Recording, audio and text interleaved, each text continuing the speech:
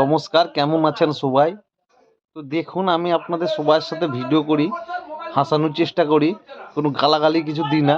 কিন্তু মাঝে মাঝে এআই সোশ্যাল মিডিয়াতে এমন এমন কিছু চলে আসে যেটা দেখে গালাগালি দিতে ইচ্ছা করে, যেটা দেখে খুবই খারাপও লাগে। আপনার আগে এই ভিডিওটা দেখুন, দিয়ে বলুন যে এইসব লোককে গালাগালি দেওয়া উচিত উচিত লাই। দুটো গালাগালি পারলে আপনারাও দেন, আমারও খুব গালাগালি দিতে ইচ্ছা করছে। তো দেখুন আগে ভিডিওটা। 2 महीने का बच्चा है और उसको कुछ तो क्रेजी हो गया है जिसके इलाज के लिए उसको 16 करोड़ रुपए का इंजेक्शन चाहिए। 2 महीने के बच्चे को 16 करोड़ रुपए का इंजेक्शन चाहिए। 2 महीने का बच्चे को।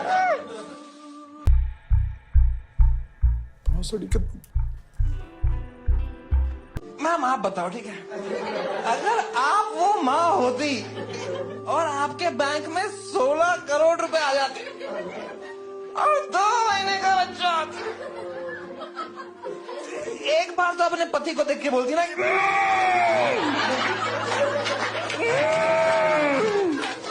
Inflation is rising.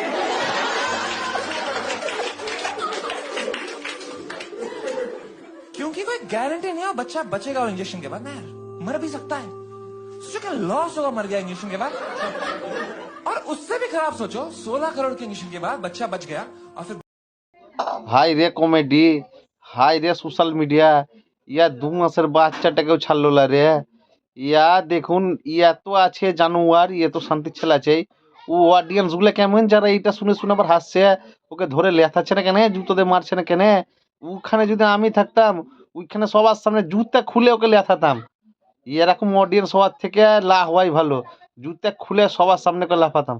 হায় রে, যে মা বাবার বাচ্চাটার এরকম অসুবিধা, শরীর খারাপ, সে মা বাবাদের দুঃখই জানে যে ওদের কি দুঃখ, কিভাবে বুকটা ফাটছে। 2 মাসের শিশু, এরকম এত কষ্ট।